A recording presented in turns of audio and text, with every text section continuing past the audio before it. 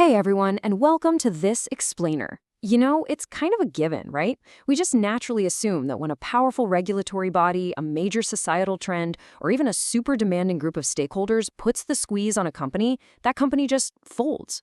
We assume they blindly follow the rules, do what they're told, basically out of habit or some sense of social obligation. Well, today, we're going to completely flip that assumption on its head. We're diving deep into Christine Oliver's absolute game changer of a paper from 1991, Strategic Responses to Institutional Processes. This piece literally reshaped how we think about organizational agency. As you'll see, organizations are rarely just helpless victims of external pressure. Actually, they're incredibly active, strategic players. Okay, so here's our roadmap for today. First up, we'll tackle the myth of passivity. Then we'll get into the real meat of Oliver's work, the spectrum of resistance. After that, we're going to unpack the 5 institutional predictors. And finally, we'll tie the whole shebang together with reclaiming organizational agency. All right, let's jump right into section 1, the myth of passivity. Okay, to really grasp why Oliver's framework was so revolutionary, we first have to bust this myth of the helpless, passive organization. Let's compare the old view with her new one. So, early institutional theorists, think Meyer, Rowan, Zucker, they put a massive emphasis on how we just take institutional rules for granted. The traditional idea was basically that organizations didn't really make choices. They just survived through habit, convention, or desperately wanting to look legitimate to society. They were just passive recipients of pressure. But Christine Oliver, she comes in with a radically different take. She argued, no.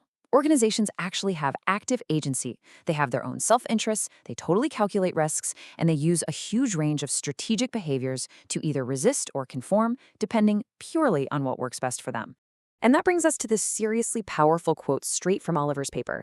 This is where she formally lays down her thesis. She says, notably lacking from this literature, however, is explicit attention to the strategic behaviors that organizations employ in direct response to the institutional processes that affect them.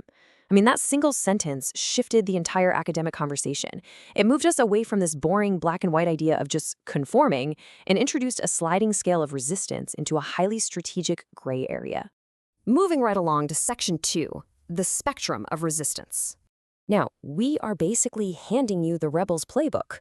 We're going to crank that resistance meter all the way up from simple compliance to full-on institutional warfare. Oliver breaks this down into a brilliant 5-part typology of strategic responses. Ranging from the most passive to the absolute most actively resistant, those 5 strategies are acquiesce, compromise, avoid, defy, and manipulate. Let's dig into these so we can see exactly how organizations play the game. Let's start over on the playing along end of the spectrum. First up, we've got acquiesce. Now, this isn't just mindless obedience. It actually takes 3 specific forms. Organizations might just do it out of habit, unconsciously following the norm. They might imitate successful competitors, which happens a lot when things are super uncertain, or they might consciously comply, meaning they intentionally obey the rules just to get resources or social backing. Right above that is compromise. This happens when just giving in conflicts with what the company actually wants to achieve. So they might try to balance the demands of different groups or pacify an angry stakeholder by throwing them some minor concessions, or they might even actively bargain to get a better deal on their compliance. So the main takeaway here is that baseline responses like acquiesce and compromise are all about mimicking others, obeying rules, or bargaining just to achieve at least partial conformity. But hey, what happens when partial conformity just isn't going to cut it? We turn up the dial and escalate right into avoid, defy, and manipulate. To avoid, companies try to dodge the need to conform entirely.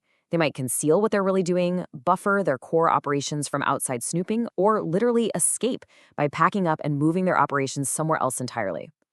If they decide to defy, well, they're going on the offensive. They might dismiss the rules completely, actively challenge whether the rules even make sense, or aggressively attack the values and the people pushing them. And finally, the heavy hitter, manipulate. This is where an organization actually tries to change or exert power over the pressures themselves. They might co-opt the source of the pressure, influence the values being forced on them, or just outright control the constituents. Let's anchor this in the real world for a second. Consider the avoidance tactic of concealment. You probably know this as window dressing. Imagine a company is facing some really strict new government regulations. Instead of overhauling how they actually operate, they just create this whole facade.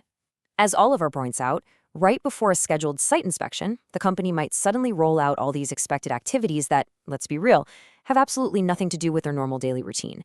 They set up these elaborate, shiny procedures purely to get regulators off their backs, effectively disguising their total nonconformity behind a big, ceremonial show. Now, let's swing to the total opposite, most aggressive end of the spectrum, manipulation. Specifically, let's look at the tactic of co-optation. This is when you basically absorb or import your influential critics to shut down their opposition. For instance, say a company is taking heavy fire from a public interest group. Their move? They invite their loudest critic to actually join their board of directors. It's kind of brilliant when you think about it. By bringing the critic inside the tent, they neutralize the opposition and, at the same time, give their own organization a huge boost in legitimacy. All of this naturally begs a pretty fascinating question, doesn't it? How does a company actually diagnose its situation and pick its weapon of choice? Like, why does company A just compromise, while company B goes full scorched earth and attacks the source of the pressure?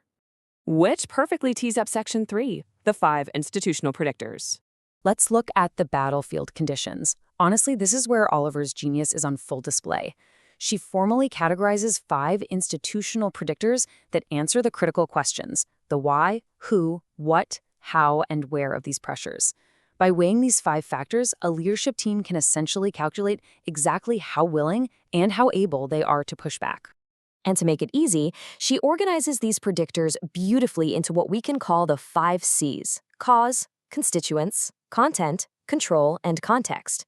Think of these as a diagnostic toolkit for leaders who are trying to navigate really messy, complex environments.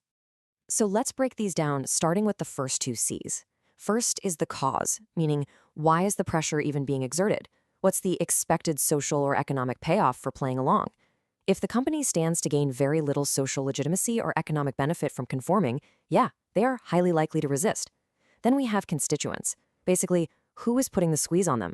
This measures how many different demands are flying around and how dependent the organization is on those specific stakeholders. If you are entirely dependent on the group demanding change, like, say, a massive government funding agency, you're probably going to acquiesce. But if you don't really need them, resistance becomes a very viable, attractive option. Next up, we have content, control, and context. Content is asking what exactly are the norms you're being pressured to adopt. If those new rules conflict with what the organization is actually trying to achieve, or if they totally kill their internal decision-making freedom, you can bet resistance is highly likely.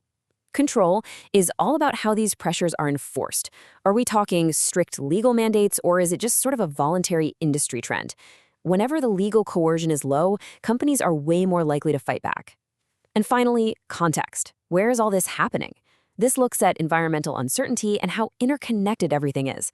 Surprisingly, if the environment is super uncertain and chaotic, organizations are actually more likely to choose aggressive strategies, like defiance or manipulation. Why? Because in a chaotic environment, those bold moves are actually seen as less risky ways to get what they want. Finally, let's wrap things up with Section 4, reclaiming organizational agency. Let's pull all these moving parts together, shall we? The biggest takeaway from this explainer is a total paradigm shift in how we view corporate behavior. As an organization, you aren't helpless. You're not just a passive sponge soaking up external demands. You have active agency. Oliver's framework proves that you have a dynamic sliding scale of choices, everything from just habitual compliance all the way up to highly opportunistic manipulation. By deeply understanding the cause, constituents, content, control, and context of the pressures coming at you, you can strategically decide whether it's best to acquiesce, compromise, avoid, defy, or manipulate. I'm going to leave you with this final, kind of provocative thought to chew on as you look at your own industry and your own team strategies. When the rules start closing in and the institutional pressure is mounting, does your organization simply acquiesce just to survive? Or do you strategically choose your response, push back, and completely rewrite the game? Something to think about. Thanks so much for exploring Christine Oliver's incredible framework with us today.